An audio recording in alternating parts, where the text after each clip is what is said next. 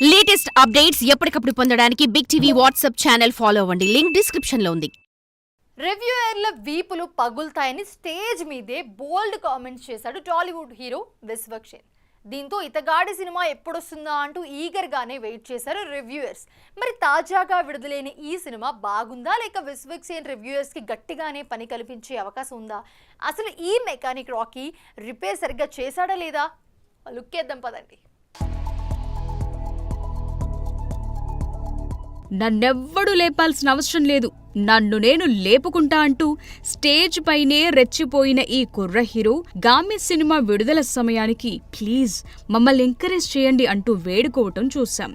ఇలా సినిమా ఏదైనా censor cuts లేకుండా వైరల్ కామెంట్స్ తో తన వంతు పబ్లిసిటీ చేస్తుంటాడు విశ్వక్. ఇక రీసెంట్ గా మెకానిక్ రాకీ ప్రీ రిలీజ్ లో రివ్యూవర్ల వీపులు పగులుతాయని వార్నింగ్ ఇచ్చి ఆ తర్వాత కొంతమందిని అన్నారంటూ కవరప్ చేసుకునే ప్రయత్నం చేశాడు.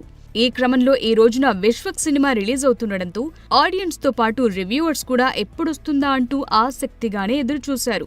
ఇక ఈ సినిమా విషయానికొస్తే స్టేజ్ పై సొంత డబ్బా కొట్టడం మాని సినిమాపై కాన్సంట్రేట్ చేస్తే ఇలాంటి హాఫ్ బాయిల్డ్ సినిమాలు జనాల మీదకు వదిలే అవసరం రాదంటూ ఓపెన్ గానే కామెంట్స్ చేస్తున్నారు సినీ జనాలు. నీలో జోషుంటే సరిపోదు, కథలో జోషుండాలని, ఎన్నిసార్లు ఇలాంటి కథలనే మిక్సీలో వేసి గార్నిష్ చేస్తారంటూ గట్టిగానే వార్నింగ్ ఇస్తున్నారు. కథ విషయానికొస్తే రాయలసీమకు చెందిన రాకీ తాత కొన్ని కారణాల వల్ల అక్కడి నుంచి హైదరాబాద్కు పారిపోయొచ్చి ఒక గరేజ్ పెట్టుకుంటాడు.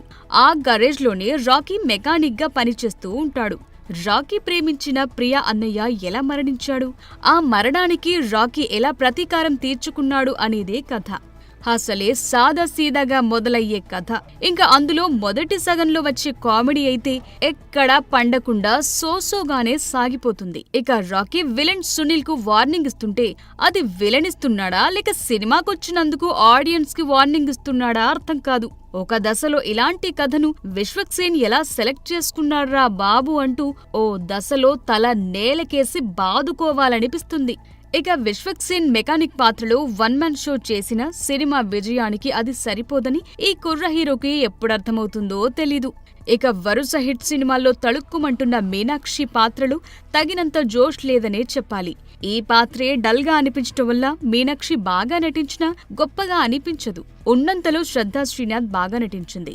సునీల్, నరేష్, వైవహర్ష, విశ్వదేవ్ రాచకొండ నటన పర్లేదనిపించింది. మొత్తానికి మాస్ లీగ్ లోకి వెళ్లిపోదామని సినిమాకి మాస్ టైటిల్ పెడితే సరిపోదు, కథ కథనాలు కూడా ఆ రేంజ్ లోనే ఉండాలని ఏ సినిమాతోనైనా అర్థమవ్వాలి.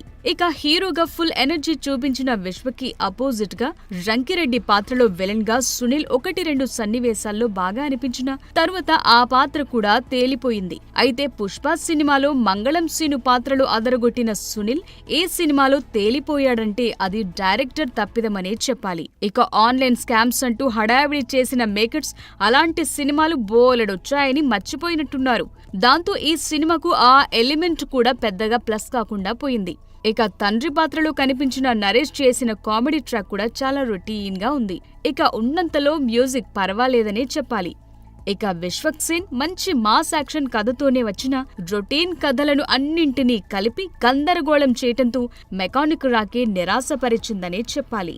ఓవరాల్ గా షెడ్కొచ్చిన బండిని సరిగ్గా రిపేర్ చేయకుండానే వదిలాడు ఈ మెకానిక్ రాకీ. ఇక సినిమాలోని ప్లస్ పాయింట్స్ విషయానికొస్తే అక్కడక్కడ విశ్వక్ ఎనర్జీ, శ్రద్ధా శ్రీనాథ్ అని చెప్పొచ్చు. ఇక మైనస్ పాయింట్స్ కొస్తే ప్లస్ పాయింట్స్ ని మినహాయిస్తే మిగతావన్నీ అని చెప్పొచ్చు. For more videos like this, subscribe Big TV channel.